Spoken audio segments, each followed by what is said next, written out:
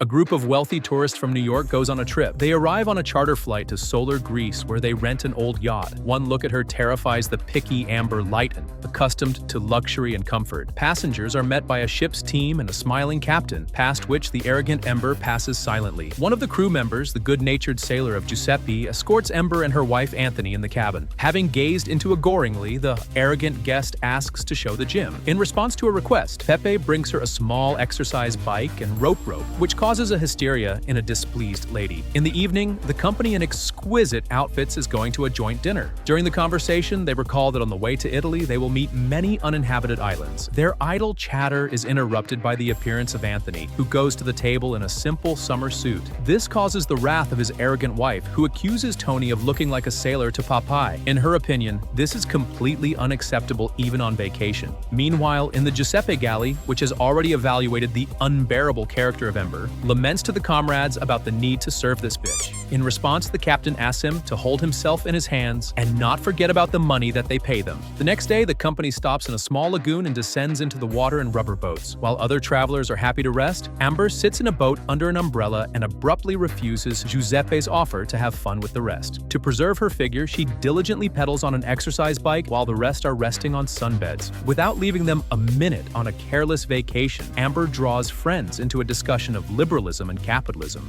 Their conversation carefully listens to Giuseppe, who at that time carefully drags the deck. He is sincerely amazed at the statements of the secular lioness that even the blind should work and can, for example, bake pies. Ember, shocked by the course of thoughts, Pepe is not restrained and expresses his indignation to the captain. Later, the company of wealthy ladies sunbathes on the deck, and the ship's team does not miss the opportunity to secretly look at them. Behind this occupation, they are found by Giuseppe. Struck by their unworthy behavior, he accelerates his comrades, but for a second, he lends itself to temptation. The sailor is frankly staring at Amber, who notices his interested look. Soon, the fleeting charm of Pepe passes when he gives heated coffee a spoiled rich man instead of freshly prepared. A stinging Amber does not miss the opportunity to remind the sailor of the difference between them. The company spends the evening at the poker table. The husband of Amber, the owner of the plant, and interlocutors discuss the chemical industry. Giuseppe Anthony, who appeared at this time, draws into the conversation and asks to express his opinion about fertilizers and pesticides. Pepe's speech impresses the industrialist, but immediately the Amber interferes in the conversation and indicates the servant to his duties, to clean the ashtrays. The next conflict between Amber and Giuseppe takes place at dinner. The lady angrily states that the cooked fish is rotten. In response to the next trick, Pepe in his thoughts represents how he turns a plate with a boar of hamki on his head and then throws it overboard. In reality, the sailor humbly takes the plate and takes to the kitchen, where it nevertheless gives free rein to emotions. After the next landing ashore, Amber declares that now he himself will buy fish for lunch, and Giuseppe may no longer bother its fishing. However, having contemptuously examined the prey brought by Amber, he refuses to cook it. The cunning captain asks Giuseppe to cook fish, and the squeamish rich will report that lunch is prepared from its catch. At the table, a proud Amber receives compliments from the company. He is happy to try the fish and thinks that she had a winning. Giuseppe continues to do his job, and in the evening drags a freshly tuna in a galley when suddenly a drunken Amber blocked the road to him. Suddenly, she begins to flirt with the sailor and invites him to dance, to which he sharply removes and leaves her alone. Later, when Amber goes out to breathe on the deck, Pepe again interestedly examines the obstinate beauty. He more than once casts a look at her sternly, while the lady is having fun in the company of his spouse and friends. On one of the sunny days, they do not take Amber to inspect the caves with them, and she decides to go there on her own. Amber orders Pepe to lower the boat into the water, despite his warning that they are in the area of the strong current and the weather may change. The couple sets off on a rubber boat in which the engine suddenly breaks from the yacht and caves. The arrogant Amber immediately orders the fisherman to immediately fix it, which he tries to do, but using the situation begins to ulcerate in response to her caustic statements. It is not possible to repair the motor before the darkness, and the light boat is inexorably demolished by a strong current. The couple has to spend the night in the cold, and in the morning Pepe discovers Amber in his sweater, which she had previously squeamishly discarded due to the smell of fish. Waking up, Amber again becomes himself and is hysterically digging in the boat, trying to find something for salvation. She finds a rocket launcher in the hatch, and soon the opportunity falls out to use it. Nearby, the ship floats. Ember grabs the rocket launcher and tries to shoot, but cannot cope with her. Pepe wants to take the gun in order to have time to give a signal, but the Ember desperately resists, and as a result, a shot from the rocket launcher pierces the side of their boat. Now a couple has to drift on a buoy, but they manage to survive a thunderstorm night, and the next morning they miraculously carry them to the shore of the island. Once on land, Amber is in a hurry to get to civilization and phone, threatening Pepe and captain of the yacht by the court and lawyers. However, the fisherman, having examined the island, reports an arrogant lady that he is uninhabited. In response, Amber shows the fisherman with insults and continues to dispose and command. This leads Giuseppe out of himself and he leaves, leaving Hamka to the mercy of fate. So the arrogant Amber, accustomed to comfort and servants, is left alone with wildlife. While the secular lioness wanders along the shores of the island, Giuseppe finds an abandoned hut and settles in it, extracts water and makes weapons for hunting. To no avail, speaking without food and water, Amber carries out Giuseppe and sees that the fisherman is happy to drink fresh water. She waits until Pepe hid in shallow water and brazenly steals his water, but the fisherman in response shows her his mouth watering catch, which makes her shut up. Later, having prepared dinner, he defiantly eats him in the eyes of Amber. The hungry rich man does not lag behind and offers a fisherman for a piece of fish, of a gold bracelet, and $10,000, trying as before to buy everything you need. But Giuseppe puts the impudent in place and makes it clear that now her condition does not matter. To get food, she will have to pacify her ardor, work, and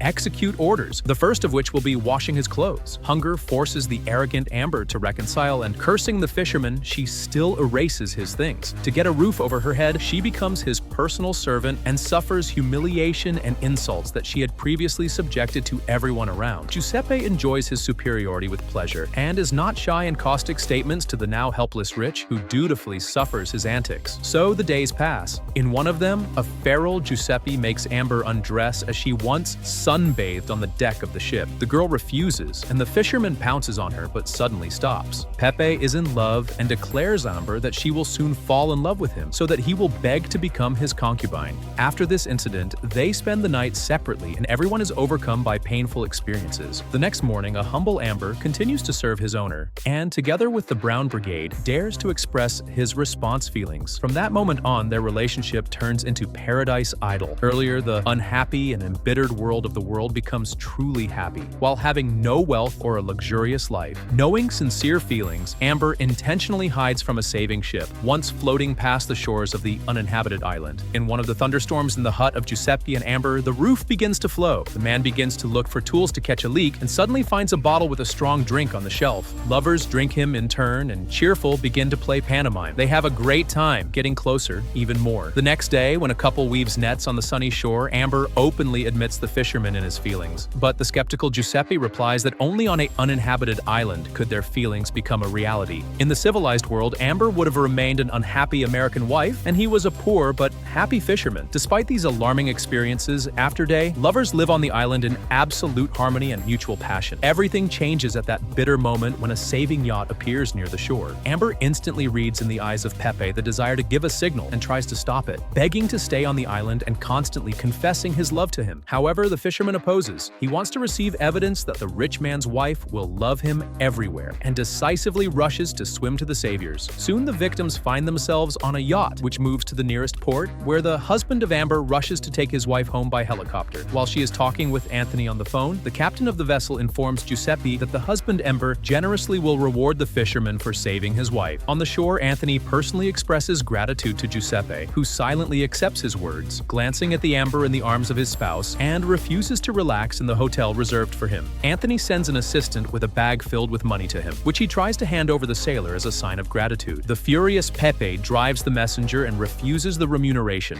but looking into the bag, nevertheless decides to leave it to himself and goes to a jewelry store where he buys a luxurious ring. In the evening, Giuseppe contacts Amber on the phone and confesses to her in her feelings, and a moved girl in front of her eyes is full of tears. However, she has to hastily stop the conversation as she is watching her Anthony, and she asks her lover to leave her a note from the hotel administrator. Having planned their joint escape, Giuseppe writes for Amber an indication that she will wait at 9 in the morning at the pier on the yacht. That evening, he appears at the hotel and leaves leaves the envelope with the manager. Pepe asks Mrs. Layton to transfer him only when she will be without a spouse. However, the administrator cannot do this. The suspecting Anthony something was wrong accompanies her wife at every step and does not give her the opportunity to be alone. Moreover, he notices an envelope hidden in the depths of the cell, and when Ember sits in a helicopter with him, he asks her to transfer the envelope as a tip of the messenger. She obediently and does this, not suspecting what is actually in the envelope. The messenger notices on the envelope the inscription indicating the address in the port and delivers it Giuseppe, which at this time nervously smokes on the deck, waiting for the appearance of Amber. Having printed the envelope, he discovers a returned ring. Unable to believe that Amber did this, Pepe rushes to the helicopter, who takes off and takes with him his lover, again the unfortunate wife of the rich man Anthony, who has become coldly observing the bitter tears of his wife. I also advise you to watch other videos on my channel.